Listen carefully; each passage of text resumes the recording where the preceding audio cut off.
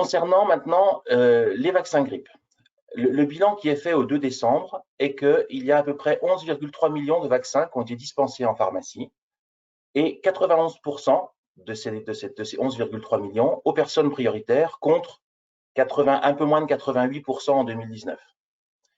Et il y a eu plus de 3,440 millions d'injections par les pharmaciens, soit 33,4%. Donc, on voit bien clairement que la répartition des injections se fait en un tiers, enfin un tiers pour chaque profession, médecin, pharmacien, infirmier. Et on n'a pas été manger le pain sur le dos des autres, on a fait notre job. Et ce qu'il faut aussi se rendre compte, c'est qu'on a réussi à vacciner toute cette population en 15 jours, 3 semaines, puisque après, il y a eu des moments de rupture. Ça s'est fait sans désorganisation du réseau et avec l'implication de tous. Et là aussi, moi, je veux remercier le réseau de s'être impliqué parce qu'on a fait le job, on a tenu la barre, on a vacciné et on l'a fait en quantité et en qualité. On a augmenté de 10% la vaccination sur la cible des personnes prioritaires par rapport à l'an dernier. Et on a aussi, dans le même temps, diminué de 20% pour les personnes non prioritaires. Donc là aussi, on a fait le job et on se rend compte là aussi que quand le pharmacien est dans la boucle, on va faciliter l'adhésion à la vaccination. Donc il va falloir aussi que là, on pousse cette vaccination aux personnes non prioritaires pour augmenter la couverture vaccinale dans les années prochaines. Alors, cette année, on était en période de crise et en période de limitation des vaccins grippe. Donc, on n'a pas pu le faire, on n'a pas pu avoir cette extension. Mais il faut qu'on la demande pour les années prochaines où, je l'espère, on ne sera plus en tension sur l'approvisionnement des vaccins grippe. Pour pallier à cette pénurie de vaccins, l'État va faire venir 2,4 millions de doses d'un stock qui s'appelle Stock-État, qui va se répartir sur plusieurs vaccins, des vaccins qui sont des vaccins réservés aux plus de 65 ans et 4 fois plus dosés que sont les Fluzone, des vaccins grippe tétra et après d'autres vaccins qui vont arriver en plus. Vous avez répondu, pour ceux qui avaient des EHPAD et des besoins au niveau des EHPAD, à une enquête qui était une enquête ARS-URPS pour connaître les besoins que vous aviez par rapport à vos résidents qui étaient dans l'EHPAD ou aux personnes qui travaillaient dans ces EHPAD. On s'est rendu compte qu'il y a eu quelques petites pétouilles sur la dispensation des vaccins, parce qu'il y a des pharmacies qui ont reçu des vaccins qui n'en avaient pas commande, qui n'en avaient pas besoin, et d'autres qui en avaient besoin, qui n'en ont pas reçu. Bref, ça c'est pas forcément été très très fluide au niveau de la dispensation au sein des pharmacies. Aujourd'hui, les vaccins, ils ont été dispensés, et s'il en reste, bien évidemment, il faut pouvoir les dispenser aux patients de ville qui en ont besoin. Ça c'est clair, d'autant plus que la deuxième vague qui va arriver cette semaine, bon, elle commence d'arriver cette semaine et elle sera disponible dans les officines aux alentours du 10-15 décembre, va permettre d'approvisionner les patients de ville. Attention, il faut faire attention, c'est très important que le Fluzone est réservé aux patients de plus de 65 ans. Donc, on ne donne pas de Fluzone à un patient qui a moins de 65 ans et on vous demande aussi de réserver aux plus de 65 ans le Fluzone.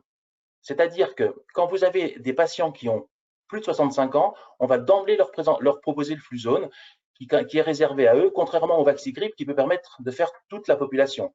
Le Vaxigrippe, on va le réserver aux moins de 65 ans, aux patients qui sont avec un bon et qui ont moins de 65 ans, ou qui sont dans la cible de vaccination et qui ont moins de 65 ans, ou aux patients, bien sûr, qui bossent en EHPAD et qui ont besoin de vacciner leur personnel.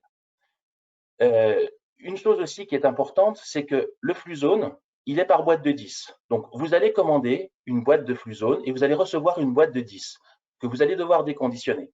Donc, au niveau du stock, je pense que le plus simple, ça va être de commander une boîte et de faire rentrer 10 doses que vous allez pouvoir dispenser aux patients.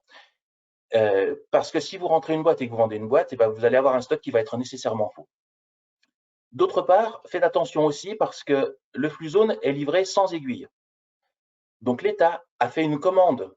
Alors, il n'a pas fait une commande de Stock-État, il a bloqué des aiguilles auprès de fabricants comme BD, comme Terumo, pour que les grossistes puissent livrer les pharmaciens, parce qu'il serait quand même bête d'avoir le vaccin, le patient, et pas avoir l'aiguille pour mettre au bout et pour injecter. Donc, moi, ce que je vous conseille aussi, c'est, en même temps que vous allez commander une boîte de Fluzone, de commander 10 aiguilles. Alors, vous savez, c'est les BD orange ou bleu de 16 mm de longueur pour faire l'injection en sous-cutané. Entre parenthèses, Sanofi nous a confirmé qu'il ne fallait pas purger à ce moment-là l'injection avec le Fluzone, de purger la seringue avant d'injecter. Donc de commander des aiguilles pour ne pas être en rupture. Les grossistes vont recevoir les boîtes d'aiguilles et ça va permettre de nous approvisionner à l'unité. Hein. Ne commandez pas une boîte de 100, ce serait dommage. D'être dispensé, de pouvoir avoir les aiguilles à l'unité, pas d'autre chose. Pour ce qui maintenant est… Simplement, Pierre, sur les commandes, il faut bien dire au pharmacien il faut que ce soit le pharmacien qui soit à l'initiative Oui, de la demande auprès du grossiste voilà. répartiteur. Hein. Il n'y aura pas des flux poussés. Le grossiste avait proposé au départ de faire une livraison poussée. On a dit non, c'est pas judicieux parce que certaines pharmacies n'en ont pas besoin. Donc, il n'est pas normal que ces pharmacies-là reçoivent des vaccins. Par contre, celles qui en auraient besoin plus doivent en avoir plus qu'une boîte. Donc, le grossiste, on a discuté avec le grossiste de façon à ce qu'on puisse commander une boîte. Ce sera capé à une boîte a priori. Hein, au jour d'aujourd'hui, ce sera capé à une boîte par jour et par pharmacien. Par contre, chaque jour, vous pouvez commander une boîte de vaccins. Pour ce qui est de la facturation maintenant, la facturation pour les résidents en EHPAD, donc je vous rappelle, résidents en EHPAD, plus de 65 ans, flux zone. Ce sera avec un montant de 5 euros TTC, c'est-à-dire 1,99 € pour le vaccin, plus les honoraires. Les honoraires, ça va être quoi? L'honoraire à la boîte, l'honoraire de prise en charge à l'ordonnance et l'honoraire de personnes âgées qui vont faire 5,10 € à peu près, enfin c'est pas à peu près, c'est 5,10 € facturés à l'assurance maladie. Pour ce qui est maintenant du personnel des EHPAD, là, il faut bien faire attention que la facturation ne se fait pas à l'assurance maladie, elle se fait à l'EHPAD. Comme quand vous vendez à l'EHPAD des compresses, des bandelettes pour lecteurs de glycémie ou tout ce que vous vendez à l'EHPAD pour leur utilisation personnelle. Et là, la facturation est à 3,01, c'est-à-dire 1,99, plus l'honoraire à la boîte. Sachant, Pierre, juste la précision que, bien sûr, pour le personnel des EHPAD, c'est du Vaxigrippe Tétra, hein, Voilà. et pas le Fuson. Vaxigrippe Tétra, ben non, parce que sauf si le personnel est à plus de 65 ans, mais ça m'étonnerait, donc ce sera du Vaxigrippe Tétra. Pour ce qui est maintenant de la facturation à la CNAM, on a eu jeudi un message de la CNAM nous disant que pour la facturation des vaccins issus du stock État, elle allait être particulière. Elle ne se faisait pas avec un code EXO, elle se faisait sans code EXO, par contre avec une prise en charge à 100% en PH1. Le seul souci que l'on ait, c'est que donc ça va changer. Ça change puisque pas de code EXO 0 et une prise en charge à 100%. Maintenant, quand il y a un bon de prise en charge, quand on facture à un patient, où le bon de prise en charge a été validé fait par un médecin ou un infirmier, et là, on le fait avec le finesse du médecin ou de l'infirmier. Mais par contre, si c'est le pharmacien qui prescrit le vaccin issu du stock État, il ne peut pas le facturer avec son code à lui, parce qu'il y a une incompatibilité dans les bases de la sécurité sociale entre le PH1 et le code pharmacien. Donc, ça générerait des rejets. Du coup, il est obligé d'utiliser un numéro finesse fictif quand c'est le pharmacien qui prescrit c'est le pharmacien qui prescrit le vaccin grippe issu du stock État, qui est celui qui a été donné dans les fiches qu'on vous a envoyées, dans les mémos, c'est le 2 91 99 14 38. Bon, vous les retrouverez dans le mémo ou alors vous le trouverez aussi sur le site de l'USPO. Donc ça, c'est important de ne facturer la dispensation du vaccin, si c'est le pharmacien qui prescrit, avec un finesse fictif. Surtout pas avec le finesse de la pharmacie. En revanche, si le pharmacien fait l'acte d'injection, là, à ce moment-là, il doit faire une autre facturation avec son finesse à lui. Donc voilà, je sais que c'est pas facile, je sais que voilà, beaucoup vont trouver ça un peu lourd de faire deux facturations, une du vaccin et l'autre de l'acte de vaccination. On n'a pas le choix si on veut se faire payer de faire comme ça. Hein. Donc je vous rappelle, acte de vaccination avec le finesse de la pharmacie, délivrance du vaccin avec un finesse fictif et en PH1. Et donc faire deux factures différentes. Pour l'acte de vaccination, le pharmacien s'identifie bien sûr en tant que prescripteur et exécutant. La prise en charge est à 100% si le patient est en ALD, si c'est une femme enceinte ou en invalidité, et 70% dans les autres cas, comme c'était avant, que ça n'a pas changé. La seule différence, c'est qu'on ne recherche pas si l'ALD si le patient bénéficie par son ALD à une prise en charge à 100%. Dès qu'il y a une ALD, ça déclenche la prise en charge à 100%. N'oubliez pas non plus, à la fin de la campagne de vaccination, d'aller sur le site de Dastri pour faire la déclaration du nombre de vaccins réalisés, afin qu'on puisse, si jamais une autorité nous demande de justifier de notre élimination des Dastri, de notre élimination des vaccins, de l'utilisation de la filière Dastri pour pouvoir éliminer les vaccins. Bon, allez chercher cette télédéclaration et voilà, pour la présenter si on vous la demande. Et puis, en ce qui concerne la vaccination de nos personnels prise en charge par Clésia, il va y avoir des modifications qui arrivent là dans les jours qui viennent avec des déclarations du nombre de vaccins effectués. On vous dira dès lors que ce téléservice sera mis en marche comment faire. Pour ce qui est du Vaxigrippe, on risque d'avoir des Vaxigrippe multidoses et des Vaxigrippe unidoses. Pour ce qui est des Vaxigrippe multidoses, pas de souci, on saura gérer, on va le gérer comme le Fluzone, pas de problème. Par contre, le Vaxigrippe unidose, il risque d'être avec le même code CIP que le Vaxigrippe qu'on a acheté pour la campagne de vaccination de cette année. Donc, quand vous allez le facturer, utilisez bien la procédure de facturation du vaccin du Stocketa et ne passez pas le code barre du Vaxigrippe. Sinon, vous allez passer un Vaxigrippe à 11 € et quelques, au lieu de passer un Vaxigrippe à 3 €, puisqu'on va le réserver aux moins de 65 ans, le Vaxigrippe. Hein, donc, il n'y aura pas d'indemnité pour personnes âgées. Donc, ce sera un Vaxigrippe moins cher. Ce serait de la fraude et je pense que la sécurité sociale va être très attentive à ça, étant donné qu'on dit qu'on n'a plus de vaccin. Si d'un seul coup, on se remet à facturer du Vaxigrippe, ça va poser souci. Donc, faites bien attention à ça. Pour les Vaxigrippe unitaires issus du Stocketa, surtout, ne passez pas le code barre. Merci Pierre. Voilà, il faut bien comprendre, hein, ce que dit Pierre, c'est que c'est quand même 2 millions de doses qui arrivent sur les 11 millions. C'est-à-dire 20% de plus. Ça veut dire qu'il va falloir qu'on fasse passer un message très clairement à la population qui n'a pas pu se vacciner en raison des ruptures de stock, que maintenant ils peuvent se vacciner.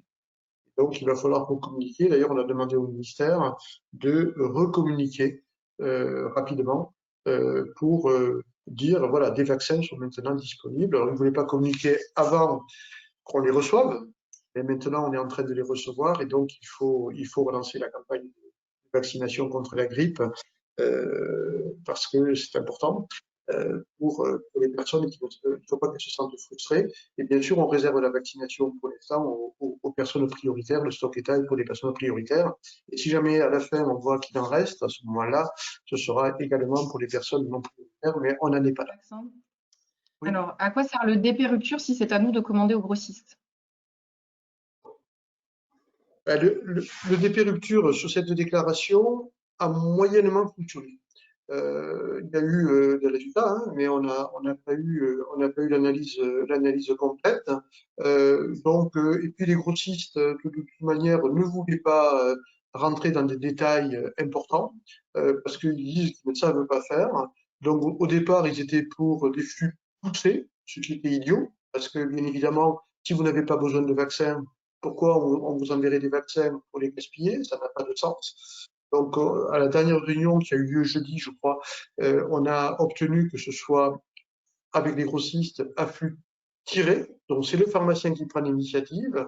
Et comme il va y avoir une arrivée au fil de l'eau des différents types de vaccins, d'abord le Fluzone en quantité importante, hein, 700 000 doses, Pierre, hein, c'est ça, 700 000 doses d'ici moins d'une semaine. C'est pour ça que Pierre a beaucoup insisté pour dire, dès que vous avez des patients de plus de 65 ans, c'est à eux qu'il faut proposer de Fluzone, parce que sinon après on va être coincé.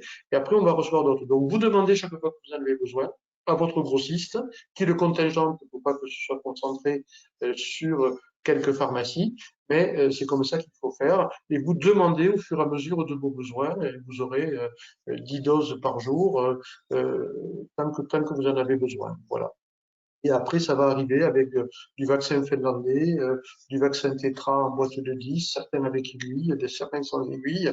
Voilà, on est sur ce qu'on a pu récupérer, enfin ce que l'État a pu récupérer sur le marché européen pour pouvoir continuer la vaccination. Donc voilà, on est dans une procédure exceptionnelle avec une facturation exceptionnelle pour voilà, ne pas frustrer les personnes qui veulent se vacciner. Et je crois que c'était important. Donc, recommuniquer et retéléphoner à vos patients, hein, puisque vous avez fait des listes pour un grand nombre d'entre vous, pour qu'ils viennent se vacciner.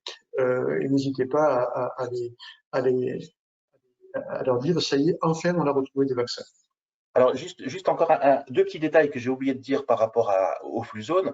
Quand vous allez dispenser le Fluzone aux patients, et encore plus si vous allez l'injecter, pensez à leur dire que c'est un vaccin qui est plus dosé, qui a fait ses preuves, qui a été utilisé aux États-Unis, mais ne le faites pas sans le dire parce que voilà, le patient il a le droit de savoir ce qu'on lui injecte et ce qu'on lui dispense. Donc, pensez à le dire, ça c'est la première chose. La seconde chose que j'ai oublié de dire, c'est que quand vous allez dispenser le Fluzone, il faut aussi qu'on imprime une notice. Donc, la notice, Sylvie nous l'a retrouvée, en français, bien sûr, elle est sur le site, donc vous pourrez la retrouver et aller l'imprimer à chaque fois que vous allez dispenser le Fluzone. Donc n'oubliez pas de le dire au patient et d'imprimer la notice si besoin. Et il y a un point aussi qui est important, c'est que quand on va facturer sur le bon de prise en charge, alors le bon du patient quand il vous l'amène, ou un bon vierge parce que le bon a été perdu, pensez bien à noter le type de vaccin avec le numéro de lot que vous avez injecté ou que vous avez dispensé au patient. C'est important de savoir si le patient a eu du Fluzone, a eu du Vaxigrippe ou a eu l'autre Infusquit qui viendra de, je sais, GSK. Voilà, donc il faut bien noter, comme vous le faites aujourd'hui pour la traçabilité pour l'Infuvac Tetra ou le Vaxigrippe Tetra, vous le notez sur le bon de prise en charge et ensuite le scanner pour envoyer l'assurance. C'est important pour la traçabilité. Pour facturer le Vaxigrippe unitaire, comment transmettre à l'assurance maladie sans utiliser le CIP? Il va y avoir un CIP qui va être utilisé, un CIP comme on va l'avoir pour le commander. L'assurance maladie va créer un CIP dans les bases de données qui va, quand on va le facturer, embarquer les honoraires en même temps. Et on vous le communiquera dès qu'on l'aura, dès qu'on aura ce CIP-là, mais pour l'instant, on ne l'a pas. Et utilisez surtout pas le CIP Vaxigrippe classique. On ne sait pas hein, si on en crée un quatrième ou si on va utiliser le Vaxigrippe Tetra conditionné en boîte de 10, qui est déjà un code CIP qui existe déjà. Donc après, on sera dans le même cas que le Fluzone.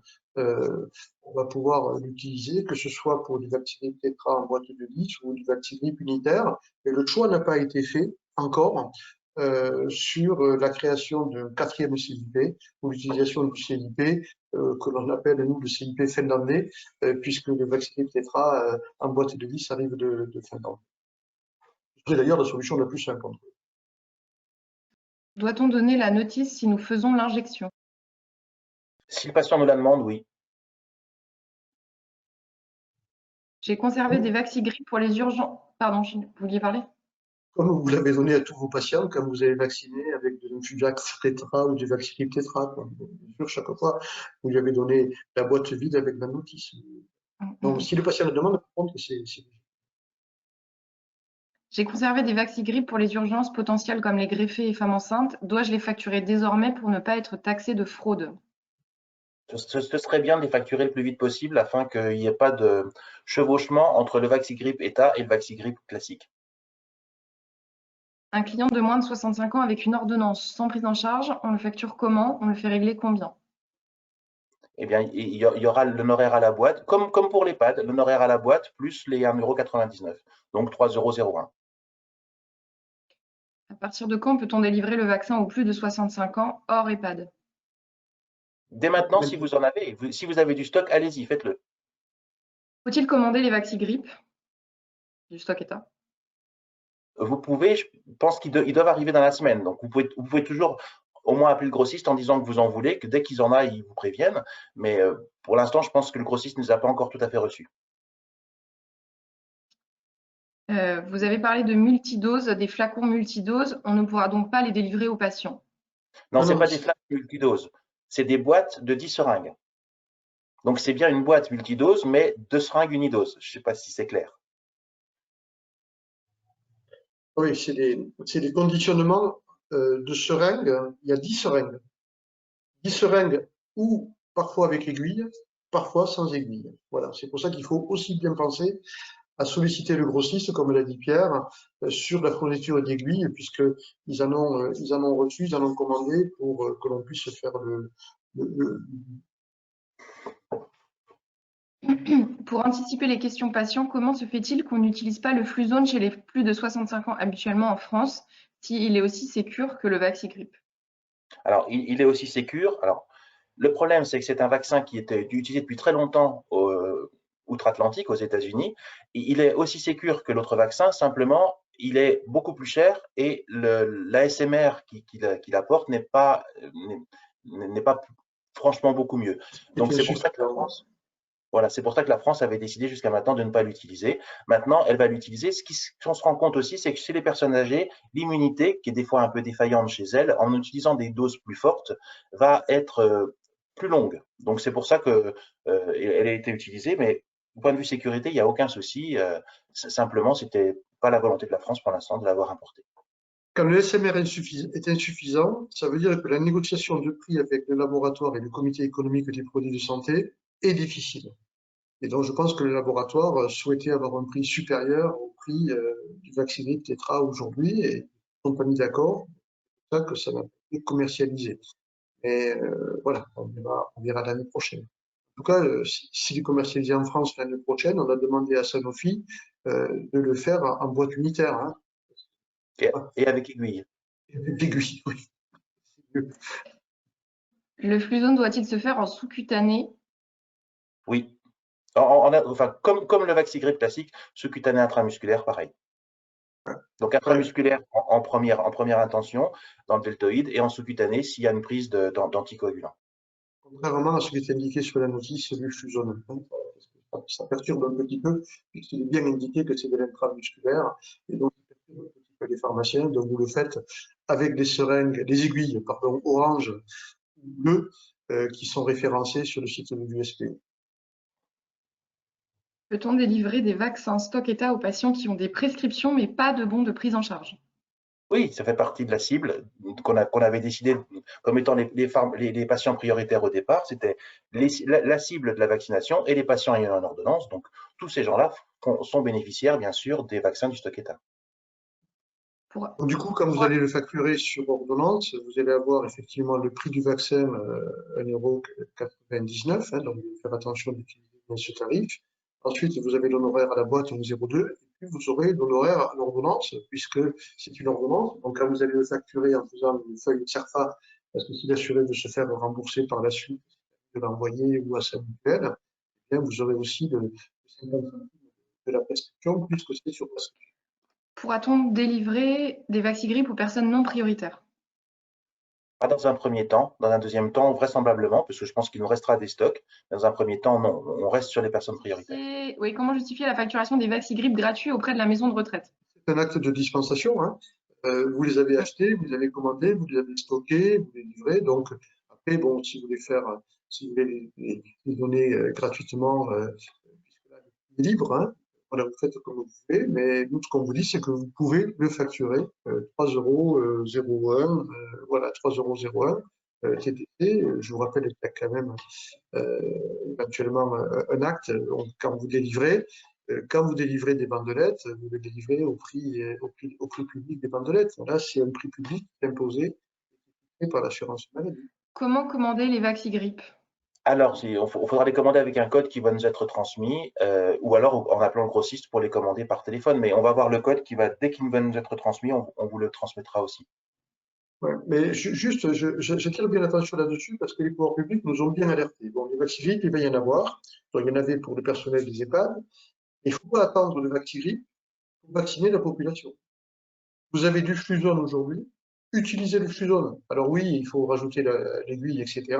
Et utilisez le Fluzone pour les plus de 65 ans. On insiste bien là-dessus, parce qu'à la fin, il ne faut pas qu'il reste du Fluzone et qu'on soit en rupture de Vaxigrippe pour les personnes qui voudraient se vacciner, qui ont moins de 65 ans, hein. C'est-à-dire que là, on n'aurait pas fait le boulot. Donc, soyez bien attentifs à ça. N'attendez pas le Vaxgrip pour démarrer la vaccination des personnes que vous avez en attente et qui ont plus de 65 ans. Démarrez avec le Fluzone.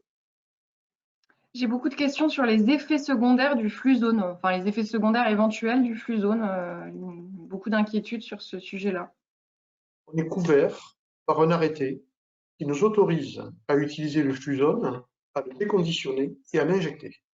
Donc, on a un arrêté ministériel qui, avec l'Agence du médicament, permet de valider l'importation de ces médicaments qui n'ont pas une AMM en France pour pouvoir les utiliser. Ça vaut aussi pour le Vaxigrippe Tetra conditionné en boîte de disque finlandais et ça vaut pour l'Infusfit de GSK qui n'est pas commercialisé en France. Alors oui, lui, il est 4 fois plus dosé. On sait qu'il est réservé aux personnes âgées, mais voilà, on est couvert par cet arrêté qui nous autorise à l'utiliser, à le dispenser et éventuellement à l'injecter. Est-ce que vous pouvez revenir sur le tarif des vaccins? Parce que je pense qu'il y a une incompréhension. Il y a certaines personnes qui me demandent, s'il y a différents tarifs pour les vaccins Fluzone et Vaxigrippe multidose. Et également, si les aiguilles sont compris dans le prix des vaccins. Ouais. Alors, oui, les aiguilles et l'impression de la notice sont compris dans le prix des vaccins. Donc, on ne rajoute pas ça aux patients et de toute façon, il n'y aura pas de prise en charge, ça c'est sûr, et c'est compris dans le prix des vaccins. Pour le tarif des vaccins, quand on délivre un Fluzone à un patient de plus de 65 ans ayant un bon, on va facturer 1,99 € le vaccin, plus 1,02 € qui va être l'honoraire à la boîte, plus les 51 centimes d'honoraire à l'ordonnance, plus l'honoraire personne âgée, ce qui va faire 5 € et des brouettes, je crois, 0, un peu plus de 5 € TTC, le prix du vaccin. Ça, c'est quand on facture à une personne de plus de 65 ans. Quand on facture à quelqu'un qui a un bon et qui a moins de 65 ans, donc ce sera là le Vaxigrippe, puisque le Fluzone est réservé aux plus de 65 ans, il y aura toujours les 1,99 €, toujours l'honoraire à la boîte et l'honoraire à l'ordonnance qui va se rajouter. Il n'y aura simplement pas l'honoraire personne âgée puisqu'il aura moins de 65 ans. Et quand on facture aux EHPAD, on va facturer le vaccin à 1,99 €, l'honoraire à la boîte, et là, il n'y a pas d'ordonnance, puisqu'on délivre à l'EHPAD, donc il n'y aura pas d'autres honoraires. En fait c'est simple. Quel que soit le vaccin que vous allez recevoir du stock État, vous le facturez de la même manière. C'est ce que vient de dire Pierre. Quel que soit le vaccin, que ce soit le que ce soit le Fluzone. Voilà. Et ensuite, il y a le cas particulier du personnel de l'EHPAD. Voilà, vous expliquez, là, on est sur différent. Et voilà, tout ce qui est résident, patient en ville, etc., quel que soit le type de vaccin, que ce soit le vaccin, quelle que soit la marque de vaccin, le vaccin État, et c'est facturé à 5 €. On a l'ensemble des honoraires. Voilà. Ne vous posez pas de questions, il n'y a pas de différence entre les zones et les autres. La seule différence, c'est le vaccin État ou le vaccin fourni par les laboratoires.